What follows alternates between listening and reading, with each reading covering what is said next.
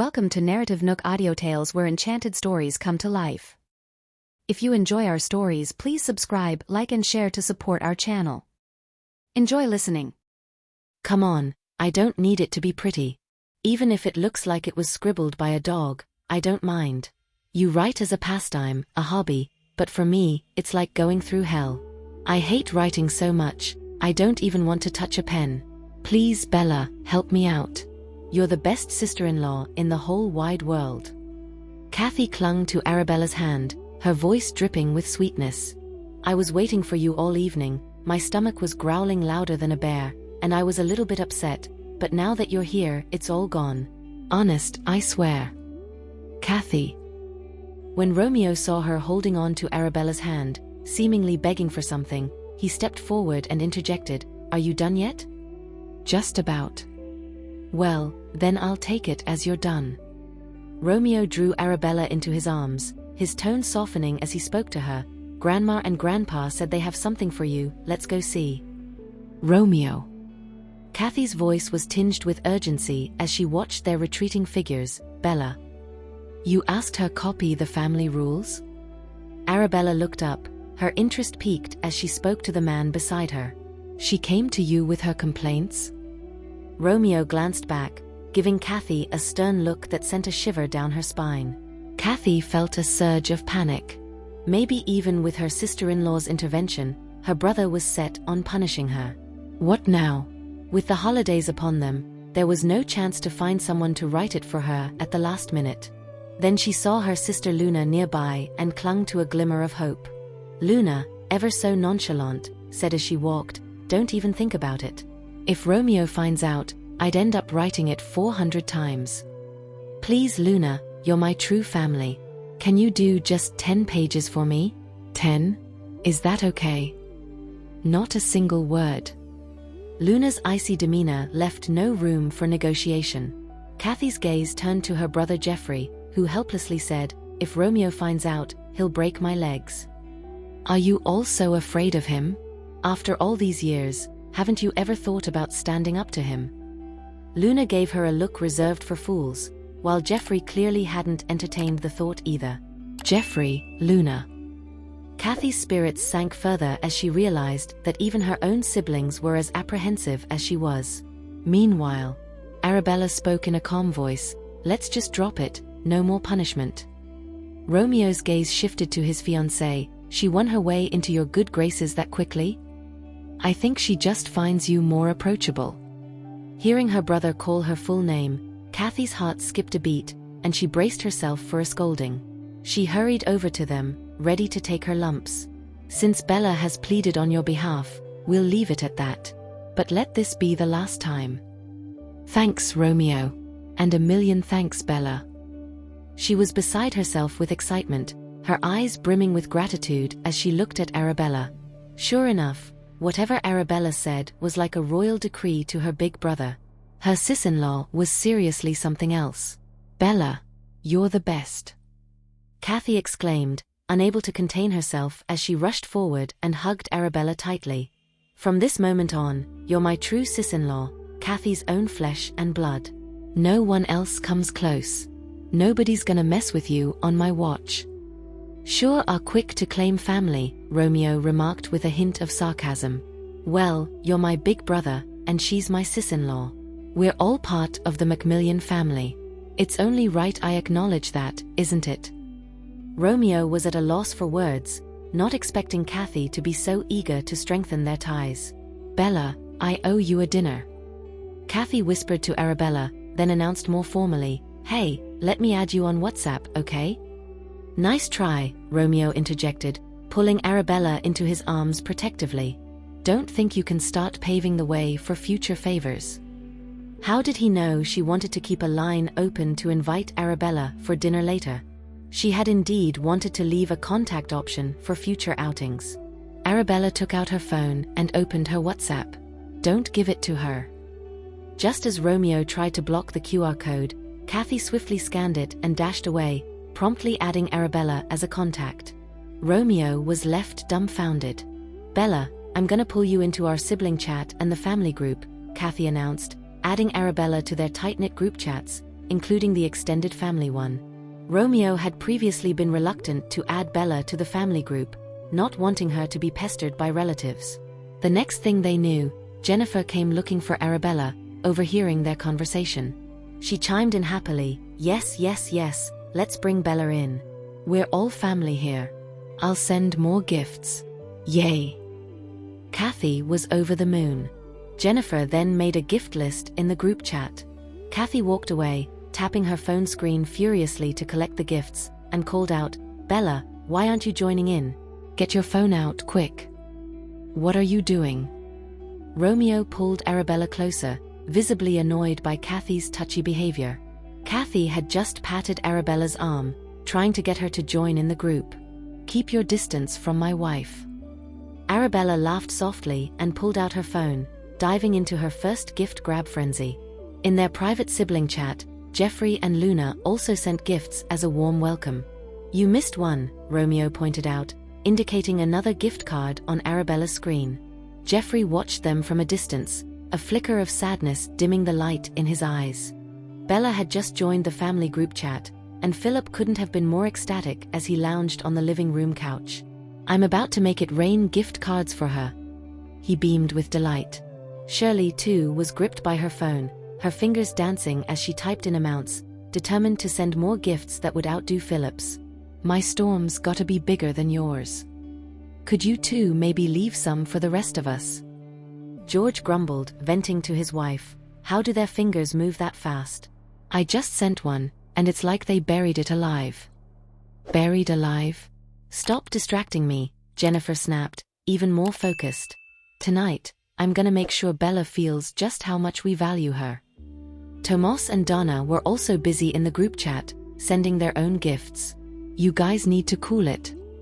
Tomas half-joked, "We're getting completely overshadowed here." "Yeah, hold off for a bit, will ya? Let us get a few in, okay?" When Arabella walked into the living room, she was greeted by a scene of 6 adults, all engrossed in their phones, fiercely sending gift in the chat. "Bella's right here. Can't we just give her a big one in person?" Romeo, standing next to Arabella, was somewhat speechless at his relative's antics. It dawned on Philip and Shirley then. Oh right, they'd prepared a hefty gift card for Arabella. George and Jennifer, Tomas and Donna, all remembered and handed Arabella their generous gifts, wishing her a happy new year. "Thanks, Grandma and Grandpa," Arabella said, accepting the gift cards and thanking each in turn. "Thanks. Silly girl, no need for formalities with family." Jennifer was overjoyed to see her accept the gifts. The other adults then distributed gifts to the younger family members. Kathy, upon seeing that her gift was smaller and less substantial than Arabella's, couldn't help but confront her own parents. "Dad, Mom, can't you be impartial? How can you be okay with giving such a tiny gift card?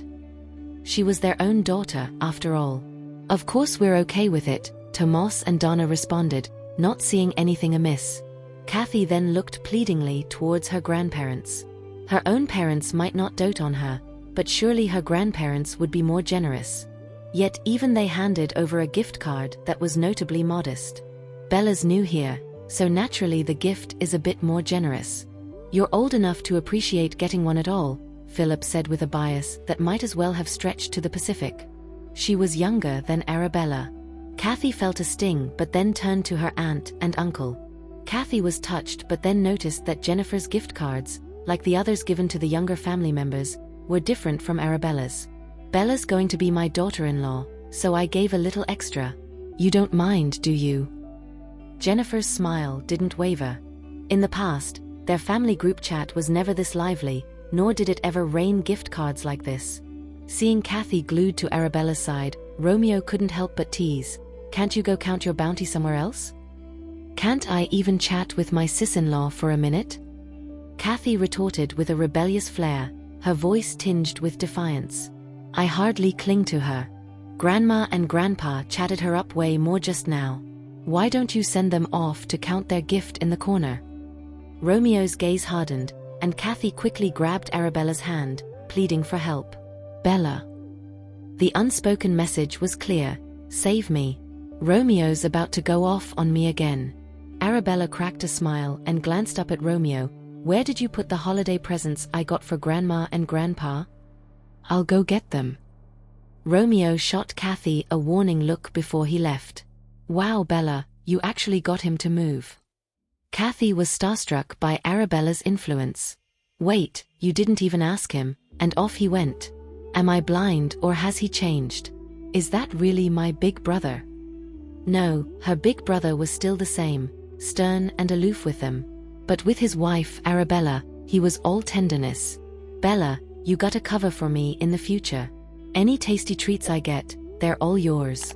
Any cool spots I find, you're the first one I'll take. Any perks come my way, you're the one I'll think of first. Just protect me. If I can avoid Romeo's claws, no, his educational grip, for the rest of my life. Arabella couldn't help but chuckle at Kathy's earnest appeal. Bella, you've got such a beautiful smile. You should do it more often. Kathy rambled on. When you first came around, you seemed so cool and distant, but then you smiled, and I was totally blown away. I hereby declare, from today onwards, my sister Luna's beauty takes second place, and you're in the lead. Thanks for the ranking, Arabella said with a soft smile. When Romeo returned with the holiday gifts Arabella had prepared for the elders, she personally handed them out. Philip, Shirley, George, and Jennifer each received a fine painting. As for Tomas and Donna, Arabella hadn't expected them for the holiday dinner and had prepared nothing. Although Tomas and Donna insisted it was fine, Arabella still excused herself to the study and penned a calligraphic piece for each of them.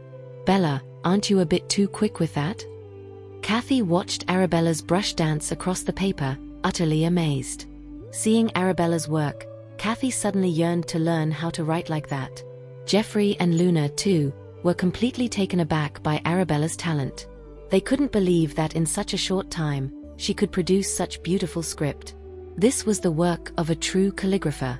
The brushwork was commendable and awe-inspiring. Once the ink was dry, Arabella brought the pieces down to Tomas and Donna, earning their surprise and praise. It was past 10 in the evening when she decided to head home. Finally, the day has come. It hasn't been easy, not at all, Shirley sighed with a sense of relief. At long last, the hardship has turned to sweetness. Bella, tomorrow I'll be in top form, dressed in my sharpest, youngest-looking suit to show you off. Philip promised with gusto. I'm going to make sure every reporter out there knows that you're my granddaughter-in-law, the darling of the Macmillan family, someone they can only envy. No one can replace your place in our hearts, especially in Romeo's. Absolutely, at tomorrow's homecoming banquet, I heard it's going to be nationally televised. I will declare in front of everyone that you, Bella, are the Macmillan family's and personally my most satisfactory, most beloved and proudest daughter-in-law. We'll all be there early to support you, as a united front, Tomas said, his charm undiminished by his warm smile. We'll show everyone the esteemed place you hold within the Macmillan and Collins families. Thank you all so much. Arabella's heart swelled with emotion as she thanked them for their kindness. Bella, before the banquet starts tomorrow, can I come over to Reflections Villa to see you? Kathy asked eagerly. Her request was met with a firm no, from Romeo, with a chilling tone. But Kathy was undeterred, her eyes pleading with Arabella for approval. Any time is fine by me. Arabella's response made Kathy beam with excitement. I'll text you before I head out tomorrow. Having said her piece, Kathy then turned to her older brother Jeffrey and sister Luna. Jeffrey, Luna, let's head over early tomorrow. See if there's anything we can help with. You just better not cause any trouble, Romeo interjected, doubtful of her assistance. Hey! At least I can help with styling, makeup, carrying things, even holding up a dress hem. Jeffrey smiled gently. No problem, we'll go together. Luna chimed in as well. Sure, no problem. Romeo hadn't expected such a rapid warming of relations between them and Arabella, who had only just met that evening. Their fondness for Arabella seemed to surpass even their blood-related big brother. See you tomorrow, Bella, Kathy said cheerily, hurrying to open the car door for Arabella and buckling her in, essentially doing Romeo's job for him. Goodbye for now, Bella, Kathy said with a sweet smile. Luna, too, smiled and waved goodbye to Arabella. See you tomorrow, Bella, Jeffrey said respectfully. Have you noticed our families have a similar vibe? I gotta say, they're a hoot to hang out with, Arabella said with a playful smile.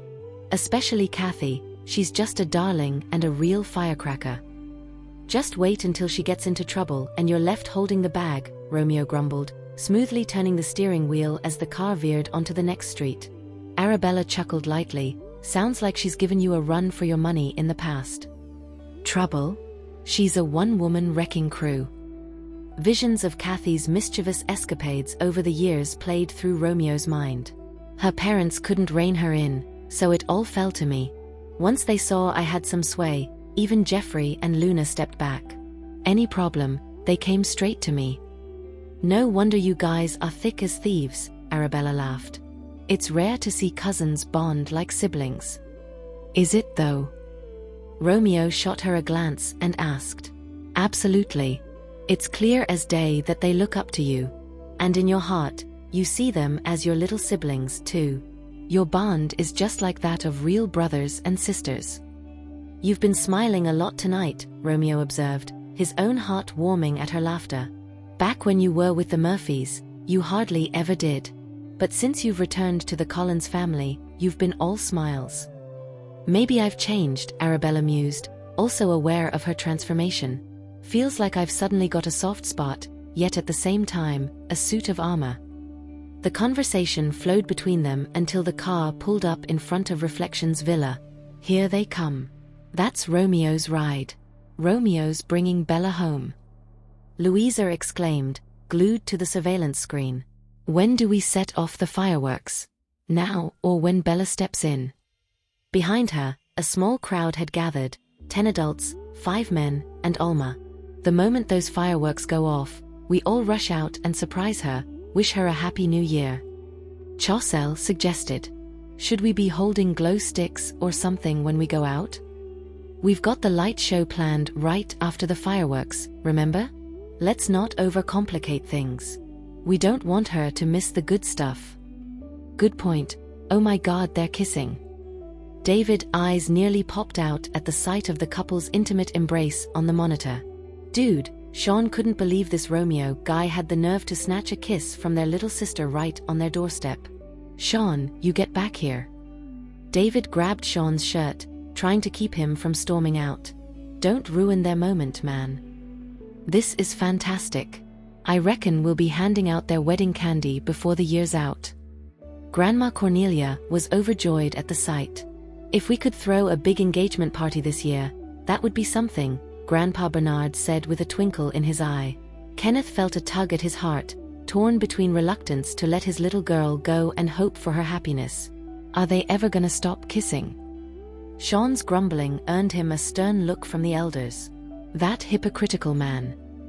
Sean muttered under his breath, watching the lengthy kiss unfold. What did you just say? Louisa raised her hand to swat at him, but Sean quickly dodged with a nimble sidestep. Romeo held onto the girl in front of him, the haze of enchantment still lingering in his eyes, his voice a smooth caress.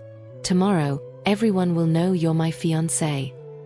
With that, he couldn't resist but to lean in and kiss her jelly-like lips, whispering, I've been waiting for this day forever.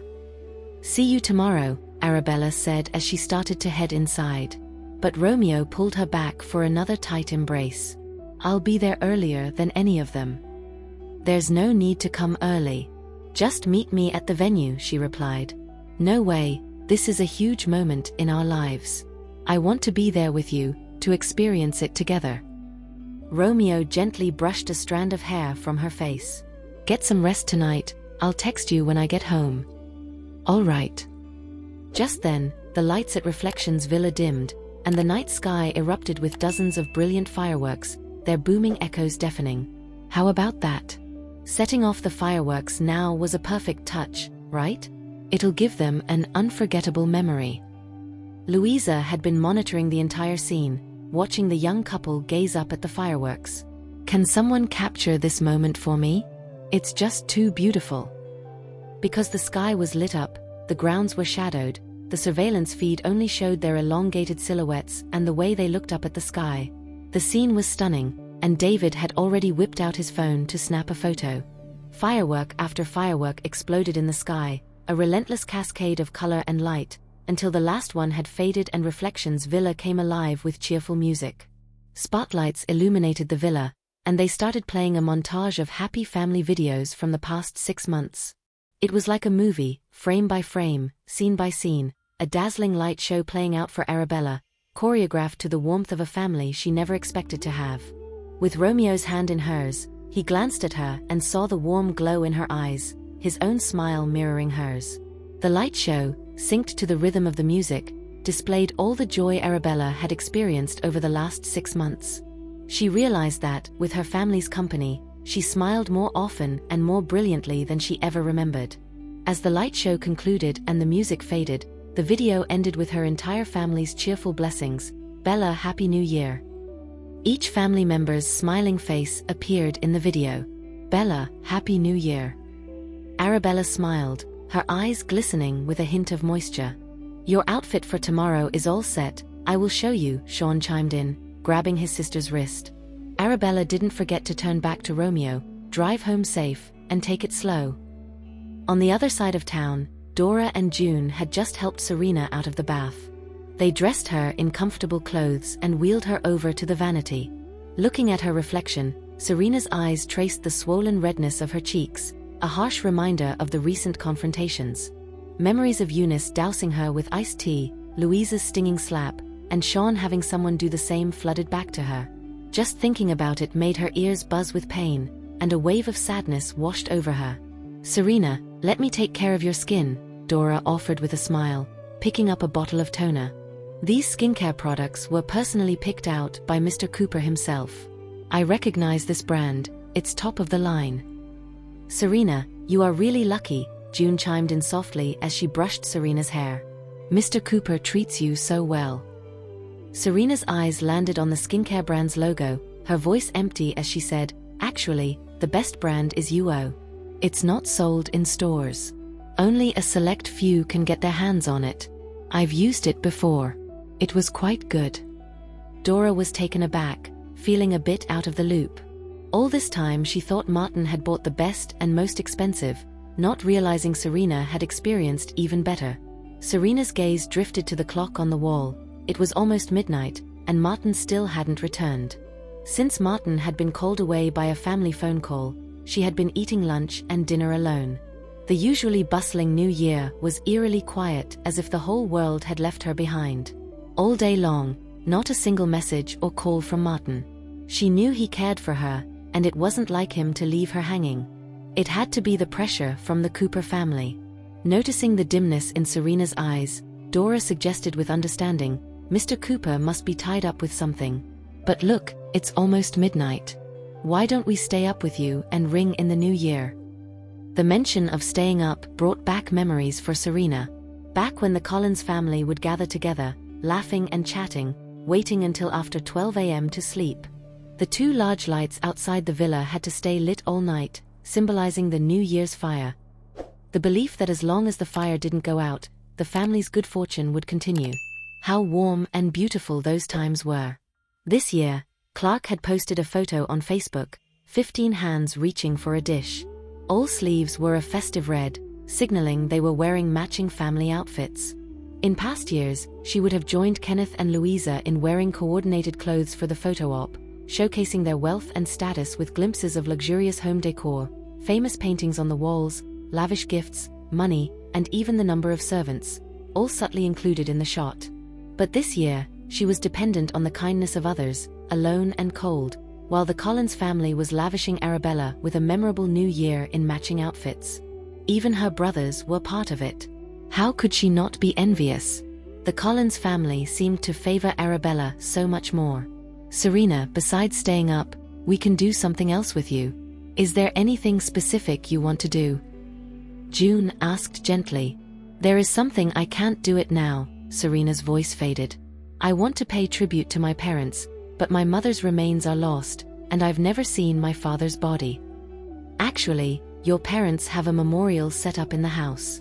Mr. Cooper had a master set it up for them," Dora revealed softly, hoping to offer some comfort on this lonely new year. Serena's eyes lit up in an instant when she heard June's words. "What did you say?" There's a room. It has your parents' memorial plaques. But Mr. Cooper didn't want to upset you, so he didn't tell you. Take me there now. June didn't dare delay, and wheeled Serena into the elevator, descending to the basement level.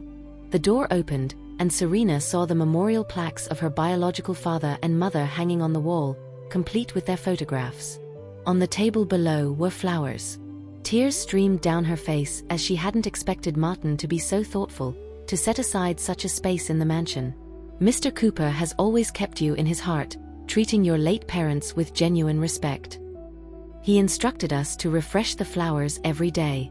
Just this morning, Mr. Cooper even paid his respects. Mr. Cooper is really good to you. Serena couldn't stop her tears. Eventually, with the help of the servants, she put another batch of flowers and bowed deeply. Dad, Mom, forgive me for not being able to kneel before you. All these years you've endured so much, working in silence to give me a better life. I swear here, I will avenge you. Those two villains will pay. After Serena silently finished her vow, tears flooded her eyes once more as she gazed at her parents' plaques, her resolve for revenge growing even stronger. Reflections Villa.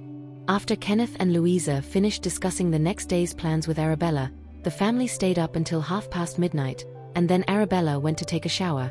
She emerged to find messages from Romeo, saying he'd made it home, and several gifts from her grandfathers, sent hours ago.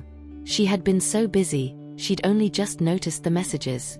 In Grandpa Beck's living room, the 3D holographic fireplace flickered endlessly with its artificial flames. The grandfathers were gathered together for warmth, some lying on rocking chairs, others leaning on the couch, and some snacking. Without exception, each of them checked their phones, hoping for a reply from their darling girl. Grandpa Beck once again unlocked his phone only to be met with disappointment, and couldn't help asking the others, "Has Bella accepted the gifts we sent?" Grandpa Charles replied immediately, "Not yet," his expression slightly forlorn. The other grandfathers also reported that Arabella hadn't replied to their messages for a while, let alone accepted their gifts. Word has it Bella was bringing the Macmillan boy home for dinner, then had to accompany him to the Macmillan estate. She's probably just got back home to celebrate the new year with her own family. Grandpa Jarvis remarked with a lack of enthusiasm, "The new year doesn't feel quite right without the youngster around. Now Bella is so busy she doesn't even have time to accept our gifts, let alone join us for dinner." Grandpa Charles suddenly felt nostalgic for the past when Granny Grace brought the girl to join them for the holiday meals, and one year, she even spent New Year's Eve with them alone. Those were days of happiness, so distant and so dearly missed. Bella has more people caring for her now, her New Year's is busier than ever. We should be happy for her. Grandpa Eugene chimed in optimistically, "Besides, we're in her heart, and once she's done, she'll surely accept our gifts." Yeah, Bella wished us a happy new year bright and early, and even had someone drop off gifts. Grandpa Beck mused, just as his smartphone chimed. Glancing down, he saw a notification. Arabella had accepted his cash gift. There we have it, she took it, she finally took it. Grandpa Beck couldn't contain his joy. Must have been too busy to check her phone until now. That girl, working hard even on the holidays. I wish I could take some of that workload off her shoulders. She accepted, she really did. Grandpa Charles joined in the merriment. Beck, at our age, we might only be able to pitch in for a few more years. Besides, Bella's all grown up, she doesn't need an old-timer like you to share the burden. We should just make sure we're not holding her back. And let's not forget, she attends all sorts of events as a fiancée. We can't take that off her plate. But she's wise beyond her years. If she starts spinning like a top from all the busyness, she's got that Macmillan boy to keep her in line, right?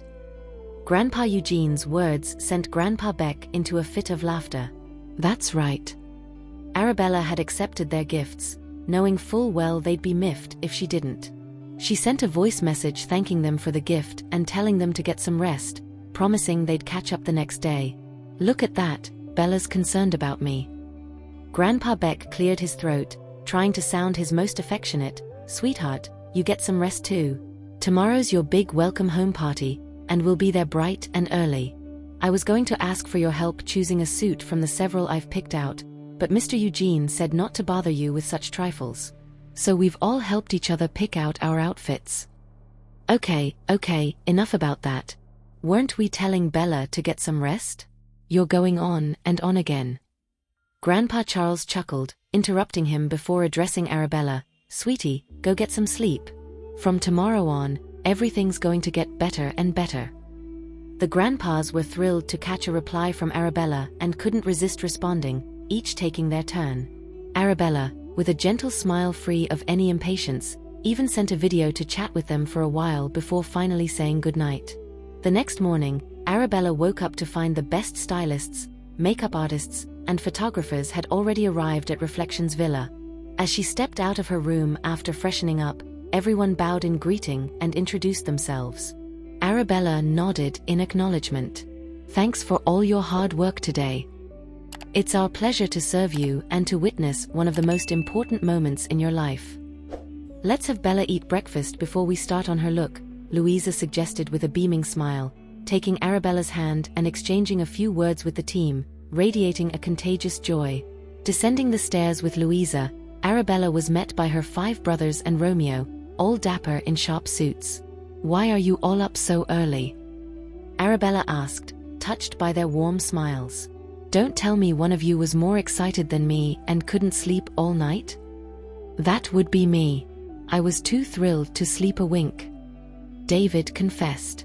The mere thought of being able to go out and about with his sister from today, to openly share her photos on social media, filled him with glee. Now everyone would know Arabella was his dear sister. The others shared in the anticipation, each experiencing a restless night, all eagerly waiting for today's event. Once the welcome home party kicked off, the entire country would recognize Arabella as the true Collins family heiress. Miss Bella, there are 3 people outside looking for you. A servant began, casting a knowing glance at Romeo. Kathy and the others have arrived? Arabella's eyes shifted to Romeo, then back to the servant as she instructed, please, show them in. For listening. If you have enjoyed this story, please like and share so others can see it too. Also hit the subscription button and notification bell so you can be notified on our next release. Thank you for your support. God bless you.